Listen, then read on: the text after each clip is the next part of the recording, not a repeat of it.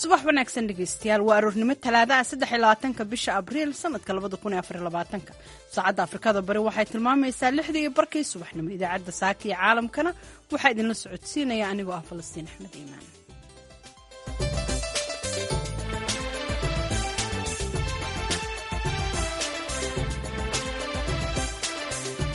qodobada saakaan idin haynana waxaa ka mida magaalada Washington oo lagu soo gabagabeeyay kulan hay-adda IMF iyo World Bank ay soo qaban qaabiyeen wasiirka maaliyadda Djibouti Ilyas Muuse Dawaale ayaanu ka wareysanay saaxiibadayo si kaabooyinka dhaqaale wixii dhiman aan uga mirdhalin lahayn khaasatan xilliga ay noqoto dariiqyada iyo inta dariiqyada isku xidhaysa Djibouti iyo Ethiopia Djibouti iyo Soomaaliya laga ka bilowdo Looyacada iyo Somaliland. waxaa kaloo aad maqli doontaan koox samafalayaal ah oo isku dayaya inay jabiyaan go'doonka Israel ee Gaza sidoo kalena qaybaha dambe waxaad ku maqli doontaan haddii aad dhaqaaqdo inaad dhoofta jeceshahay haddii aad dhaqaaqdo inaad dhoofta jeceshahay gaariga dhaqsanaye qodobadaasi iyo kuwa kale ayaad ku maqli doontaan idaacaddeenna marka hore sawirkii caalamka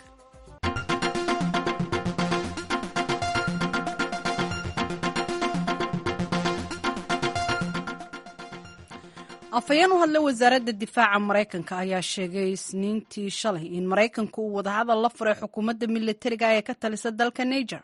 isagoo kala hadlaya go'doonka ku aadan waa go'aankooda ku aadan in qaybo ka mid ah ciidamada Mareykanka ee ku sugan labada saldhig ee ciidamada cirka ee dalkaasi inay ka baxaan halkaasi. Bishii hore ayaa saraakiisha militariga ee dalka Niger waxay ku dhawaaqeen inay soo afjarayaan heshiis u dhexeeya Mareykanka iyo Niger waxaana la sheegay in saraakiisha difaaca ee Mareykanka in ay toddobaadkii hore aqbaleen go'aanka Niger ee ah in ciidamada Mareykanka ay baxaan. Isniintii afhayeen u hadla aqalka Pentagonka ayaa xaqiijiyay inay socdaan wadahadallo u dhexeeya Mareykanka iyo Niger kaasoo ku aadan hanaanka ay ciidamada Mareykanka uga soo bixi lahaayeen dalkaasi. General Bad Ryder oo hadlay wasaaradda difaaca Mareykanka ayaa intaasi ku daray in wasaaradda difaaca ee Mareykanku inay wafdi aad u kooban oo ay ku jiraan xubno ka tirsan taliska Mareykanka ee Afrika ay u diri doonaan dalka Niger si ay xukuumadda dalkaasi wada hadallo ula furaan. Wuxuu sheegay inaanu ka hordhici doonin xilliga ay ciidamada Mareykanka ka soo bixi doonaan iyo weliba in wax isbedelaan ama hadda ay isbedel ku timaado tirada ciidamada Mareykanka ee ku sugan Niger. mas-uuliyiinta jaamacadda Columbia ee ku taala magaalada New York ayaa Isniintii shalay sheegay inay hakiyeen in ardaydu ay yimaadaan fasalada si ay u qaataan casharadooda. taa beddelkeedana waxay sheegeen in ardaydu ay casharada ku qaadan doonaan hab muuqaal arag ah. Tallaabadan ayaa jawaab u ah kadib markii maalmihii ugu dambeeyeyba ay jaamacaddaasi ka socdeen mudaharaadyo lagu taageerayo Falastiiniyiinta taasoo keentay in xabsiga loo taxaabo qaar ka mid a ardayda. qoraal uu soo saaray guddoomiyaha jaamacadda Columbia Nimad Shafik ayaa ay sheegtay in jaamacaddu ay hakisay casharadii lagu bixin jiray gudaha jaamacadda iyada oo cambaaraysay ereyada nacaybka ah ee ka dhanka Israel hanjabaadda iyo weliba dhaqanada cagajuglaynta ah ee ka dhacay dhismaha jaamacadda. in ka badan 100 arday oo ka qayb galaya banaanbax lagu taageerayo Falastiiniyiinta ayaa xabsiga loo taxaabay Khamiistii kadib markii guddoomiyaha jaamacaddu ay ka dalbatay ciidamada booliisku inay ardaydaasi kala kaxeeyaan. ardaydan ayaa ka soo horjeeda duulaanka Israel ee Gaza.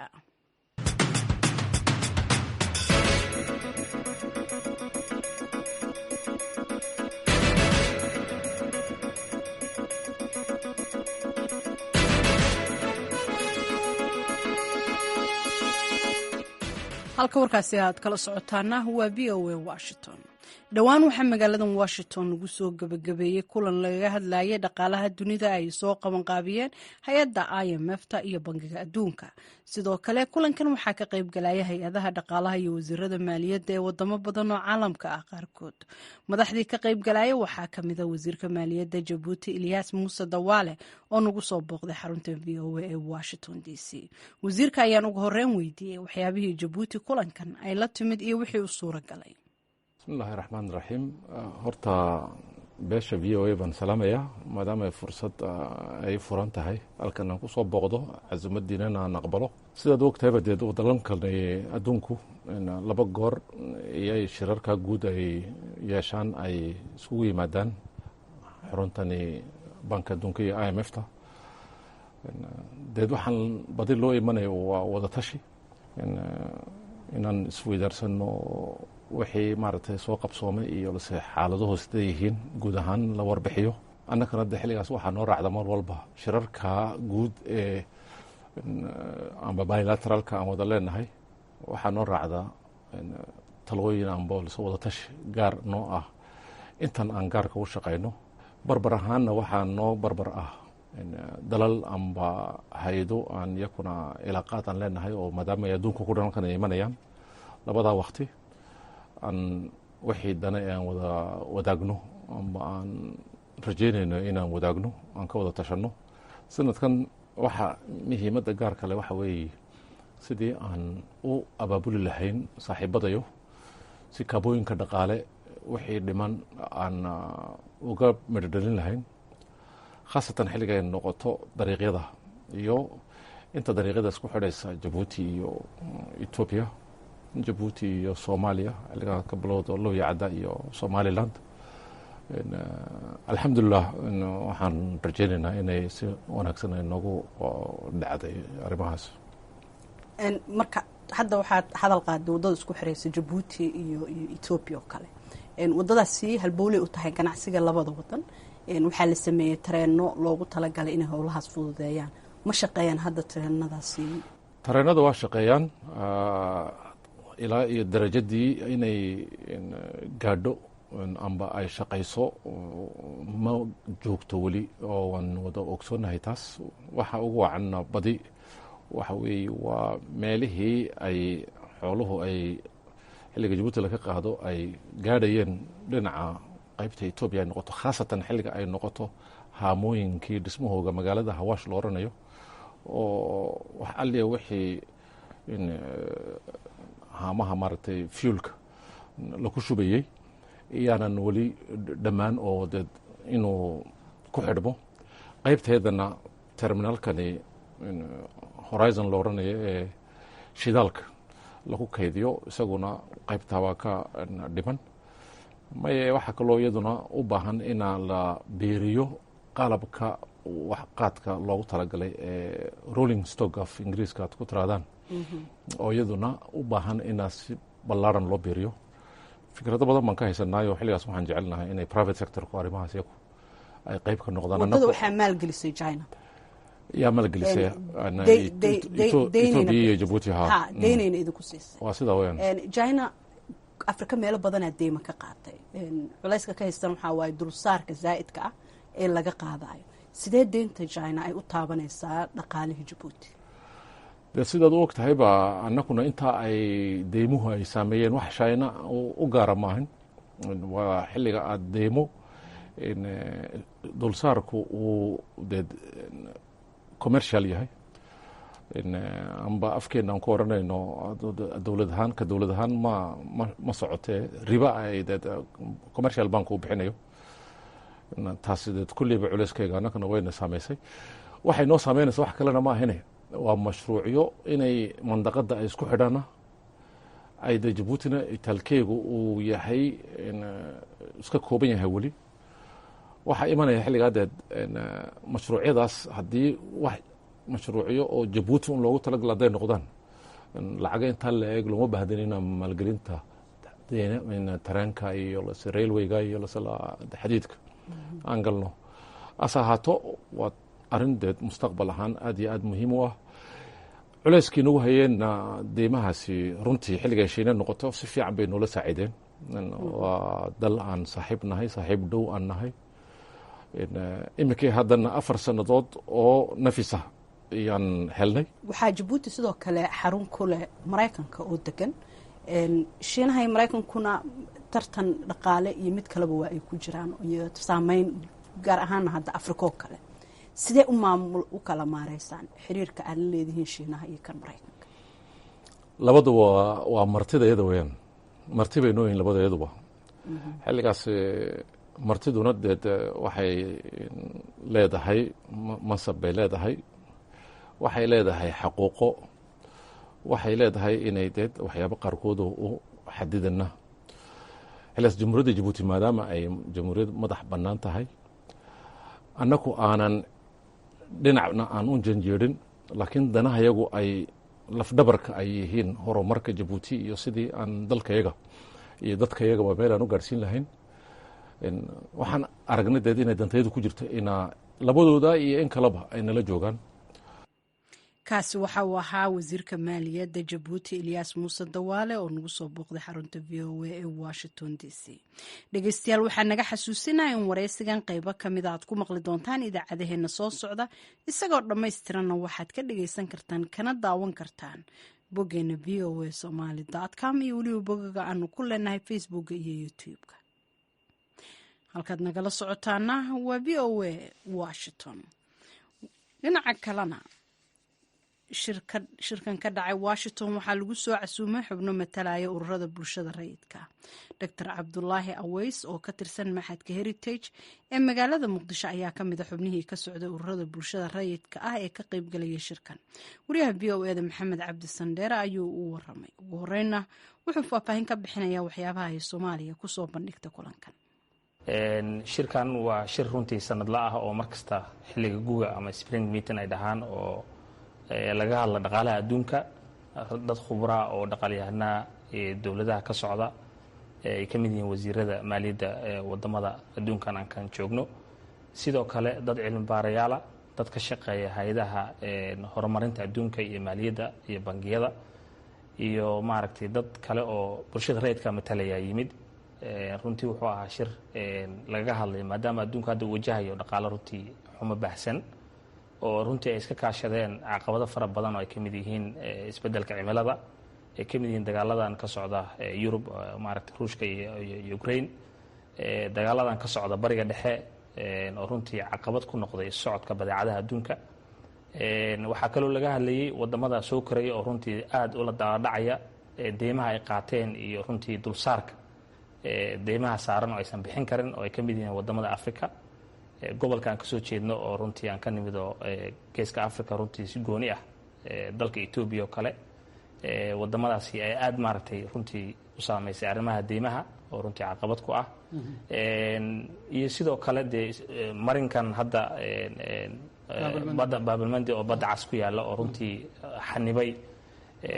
dhaqaalihii oo badeecadii isku socon jiray oo badda mari jiray oo runtii marin aad muhiim u ah buu ahaa. marka Horn of Africa wadamada ay ka tirsan Ethiopia iyo Djibouti iyo Soomaaliya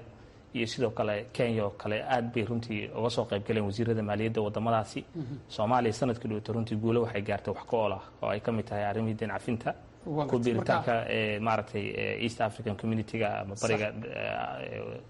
ururkaasi ay ku biirtay. marka qodobadaas rabaa inaan kaa weydiiyo. waan ognahay dalalka Ethiopia oo kaliyo deymihii iyo dulsaarkii la saaray inay maaragtay la dhibaataysan yihiin. fursadda ay Soomaaliya haysato gaar ahaan markii ay ku biirtay bulshada bariga Afrika iyo markii deymo badan laga cafiyay. runtii markii deyn laga cafiyay micnaheedu waxa weeye waxaa tahay buuggaaga maaragtay clear ah, nadiif ah. waxaad qaadan kartaa fursado kale oo hay'adahan caalamka maaliyadda aad lacag ka qaadatid, hadday noqoto lacag oo deeqa iyo hadday noqoto lacag deyn labadaba. laakiin Soomaaliya maadaama hadda aysan u diyaarsanayn inay deynta dulsaarka la saarto aysan bixin karin oo dakhliga gudaha uu aad u yaryahay, waxay haystaa fursada inay garantiska sii wado, wayna codsatay oo laga aqbalay. 3 sano waxaa la siiyey programka ay dhahaan extended credit facility oo runtii ah in garantiskaas la sii wado oo deeqahaas sii socdaan inta dakhliga gudahana kor loo qaadayo. fursad kale oo ku biiritaanka East African Community-gana wuxuu ahaa fursad inay isdhexgal dhaqaale ay ku samayso gobolka oo socodka badeecadaha yimaadaan. inkastoo Soomaalidu wax soo saarkeedu aad u liito, haddana inay fursad u tahay inay dadkuna ay socdaan oo ay fududayso dadku socodkooda iyo badeecadahaasi oo wadamadaasi ay la gasho. fursadaha yaalla oo dihan oo dhaqaalaha waddankeena ay runtii ay ka mid yihiin beeraha iyo xoolaha iyo wax soo saarka wax badan laga qaban karo, iyo sidoo kale macdintan iyo shidaalkan iyo kheyraadkan in maaragtay wadamadaasi ay ka faa'iidaystaan iyo kuwa dibadaha jiraba intaba. aan kaa weydiiyo dalka Djibouti tusaale ahaan wuxuu ku yaalaa dabcan badda cas, isu socodka iyo badeecadaha dhibaato u keenayaan. wasiirka iyo dowladdu siday uga hadleen shirka oo maxay ka sheegeen? runtii waxaa ugu muhiimsanaa oo runtii shirkan wasiiradaasi u yimaadaan waxay ahayd in maaragtay maadaama ay tahay madal adduunku isugu imaanayaan dhaqaalyahanadooda iyo hay-adaha lacagta si maaragtay dhibaatooyinkaas hadda aan soo sheegay ay ka mid yihiin isbeddelkaas ku yimid dhaqaalaha maraya badda in maaragtay ay fursaddaas uga faa'iidaystaan sidoo kalena waxay ahayd waxaa jira mashaariic World Bank uu siiyo oo wadamadaas oo la dhaho Horn of Africa Initiative oo ka mid ah socodka infrastructure-ka iyo isku xirka dadka oo mashruucaasi uu jiro inkastoo hadda uu ku yimid caqabadan la xiriirta Ethiopia inay kusoo xadgudubtay madax bannaanida Soomaalida oo runtii wasiirku aad maaragtay uga hadlay uu sheegay in maaragtay aysan laga wada hadli karin iskaashi dhaqaale Ethiopia iyo Soomaaliya gobolka iyadoo aan la ixtiraamayn waa ixtiraam iyo guri la isku hayn laakiin haddana mashruucaasi jira oo goboladaas ka shaqeeyaan oo iska kaashadaan oo World Bank uu lacag ku bixiyo aad fara badan oo runtii gaaraysa bilyan ku dhow mashaariicdaas la isugu yimid sidii maaragtay Soomaalidu ay qayb uga noqon lahayd Djibouti qayb uga noqon lahayd wada hadalkaas Horn of Africa Initiative-kan uu sii socdo kaas waxaa ahaa Dr. Cabdulaahi Aweys oo ka tirsan Machadka Heritage ee magaalada Muqdisho wuxuuna ka mid ahaa xubnihii ka socday ururada bulshada rayidka ee ka qayb galayay shirka lagu qabtay magaalada Washington DC ee ay soo qabanqaabiyeen hay-adda lacagta adduunka IMF iyo bangiga adduunka wuxuu u waramayay waryaheena Maxamed Cabdi Xasan Sandheere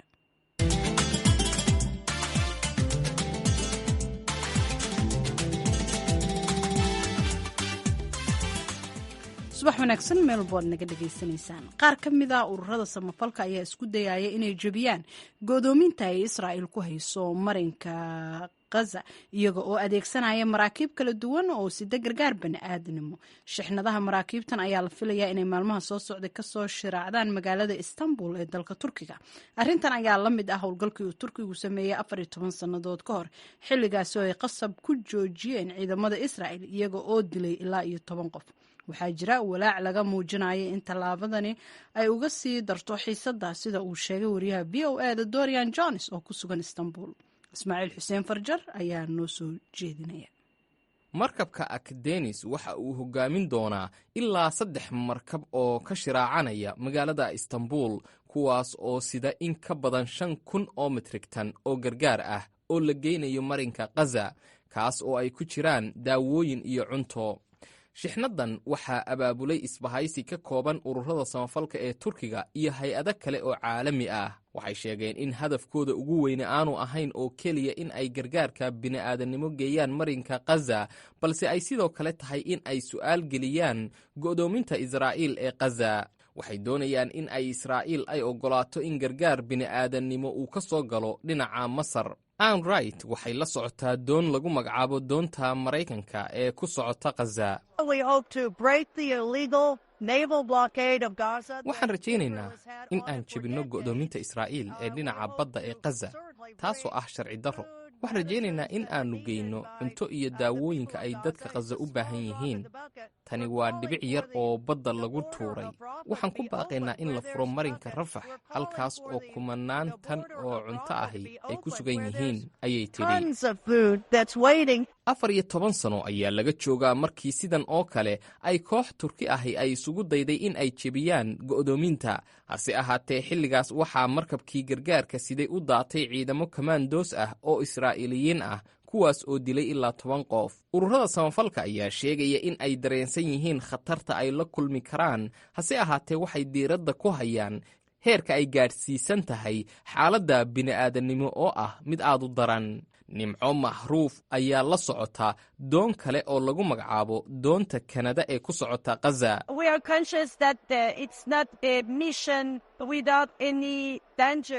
waxaan la soconnaa in uu yahay howlgal khatartiisa wata laakiin khatarta iyo cabsidu waa qayb ka mid ah dhab ahaanta waxa aan rabno in aan cambaarayno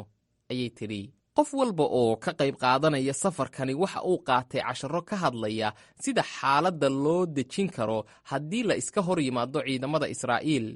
ma jirto ilaa haatan wax falcelina oo ka soo baxday dhinaca Israa'iil hase ahaatee waxaa falanqeeyayaashu ay ka digayaan in xaaladani ay dabka ku sii shidi karto xiisadda gobolka ka taagan Galia Lindrastraus waxay ka tirsan tahay Machadka National Security Studies ee ku yaala Tel Aviv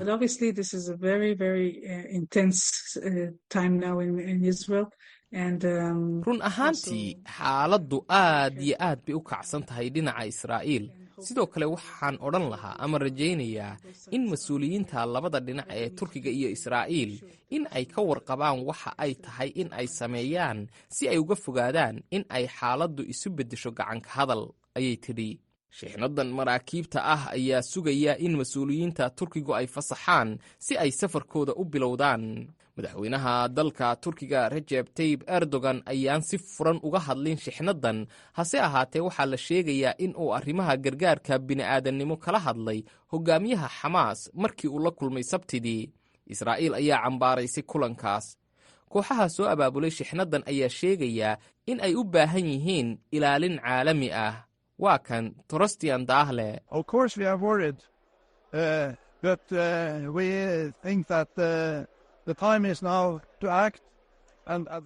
dabcan waan werwarsannahay waxaan u malaynaynaa in la joogo xilligii tallaabo la qaadi lahaa waxaan dalbanaynaa taageerada dowladaha caalamka iyo cid kasta oo arrintan saamayn ku leh si ay u fududeeyaan in gargaarka la geeyo khaza ayuu yidhi falanqeeyayaasha ayaa leh safarkani waa mid ay ku xiiran yihiin duruufo badani iyo halis soo waajihi karta xubnaha soo abaabulay iyo xataa duruuf taaban karta gobolka warbixintii wariyaha v o e da dorian jones ismaaciil xuseen farjar ayaa noo soo jeedinayay markana ciyaarihii iyo maxamuud masaade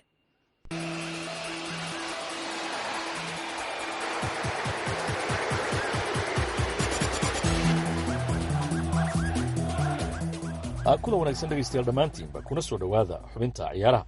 aan ku bilaabay horyaalka waddanka talyaaniga kooxaha fuca weyn taariikhdana ku leh horyaalka dalkaasi AC Milan iyo Inter kana wada dhisan magaalada Milano ayaa xalayto ku ballamay garoonka ay wadaagaan ee San Siro Stadium labadan kooxood ayaa kulanku mid waliba xiisihiisa gaarka u lahaa Inter Milan waxay doonaysay in ay qaado horyaalka waddanka talyaaniga markeedii labaad haddii AC Milan ka badiso halka AC Milan ay doonaysay inay ka aarsato kooxda Inter Milan oo lugtii hore ka guulaysatay si kastoo taaba kooxda kubadda cagta Inter ayaa ciyaarta gool ku daafurtay ciyaaryahan Acerbi ayaa daqiiqadii 18aad kubad koorna ahayd madaxeeyay oo shabaqa kooxda AC Milan ku hubsaday qaybtii hore ciyaarta labada kooxood hal gool iyo waxba ay ku kala nasteen markii la isu soo noqday wiilkii uu dhalay difaaci qaranka Faransiiska Lilian Thuram Marcos Thuram ayaa kubad qurux badan u dhaliyay kooxdiisa Inter Milan sidaasina kooxdu waxay ku hogaamisay ilaa iyo daqiiqadii 8aad laba gool iyo waxba taageerayaasha Inter Milan oo garoonka aan ku badnayn marka loo eego kuwa AC ayaana sacab tumayay iyagoo aaminsanaa in ay koobkan ku guulaysanayaan sikastoo taaba ciyaaryahan Tamori ayaa daqiiqadii 8aad kooxda AC Milan gool u dhaliyay goolkaasina ma noqon mid ka hor istaaga kooxda Inter hanashada horyaalka waddanka Talyaaniga laba gool iyo hal ayuu guusha ku raacday kooxda Inter Milan oo gegida dhexdeeda ugu dabaaldegtay hanashada horyaalkeedii 20aad oo ay qaado waddanka Talyaaniga waxay kaalinta labaad kala baxday kooxda AC Milan oo iyadu horey 19 koob u haysatay waxayna noqonaysaa Inter Milan haatan kooxda labaad ee ugu badan hanashada koobka horyaalka waddanka Talyaaniga ciyaartan ayaa daqiiqadii ugu dambeysay waxaa hareeyay buuq iyo sawaxan labada kooxood ciyaaryahanadoodu ay la yimaadeen isku dhac badan dabadeed waxaa calaamada guduudan loo taagay laba ciyaaryahan oo ka tirsan kooxda AC Milan halka Inter Milan mid ka mid ah xidigahoodana calaamada guduudan loo taagay sidaasina fadqalla ay ciyaartu ugu soo gabagabowday inkastoo ay ciyaartu markii ay dhamaatay kadib labada kooxood ay isgacan qaadeen tababara Simeone Inzaghi ayaa la arkayay isagoo gegida dhex ordaya oo dabaaldegaya waxaana u ekaa nin farxaddu ay ka tamadisay ciyaarta dabadeed ciyaaryahanka kabtanka waa kooxda kubadda cagta ee Inter Milan wiilka reer Argentina ee Lautaro Martinez oo warbaahinta la hadlay ayaa waxa uu sheegay in ay hayso inuu ilmeeyo waayo waxa uu yiri waa aan soo dadaalnay horyaalkan hanashadiisa iyo farxaduna waa mid aan u qalanay in aynu u dabaaldegno si kastoo ay taaba kooxda Inter Milan ayaa ku guulaysanaysa horyaalka waddanka Talyaaniga iyadoo 5 kulan horyaalka ay ka dhiman tahay 17 dhibcoodna ay ka sareyso kooxda kubadda cagta ee AC Milan dhinaca waddanka Ingiriiska haddii aan jaleecana caawa ayaa hal kulan oo xiiso badan la iskaga hor imaanaya kooxda kubadda cagta ee Arsenal ayaa martigelinaysa kooxda Chelsea Arsenal kulankan haddii ay badiso hogaanka horyaalka waddanka Ingiriiska waxay ku qabanaysaa 3 dhibcood iyadoo khamiista ay kooxda kubadda cagta ee Manchester City la ciyaarayso kooxda Brighton oo haddii ay badiso ay kooxda ku soo dhawaanayso inkastoo caawa kulanka kadib ay kooxda Arsenal ciyaartay 2 kulan oo dheeri ah marka loo eego kulamada ay ciyaartay kooxda kubadda cagta ee Manchester City. xubintana ciyaar waa naga intaatana kulan dambe lama sacdo ila sidaan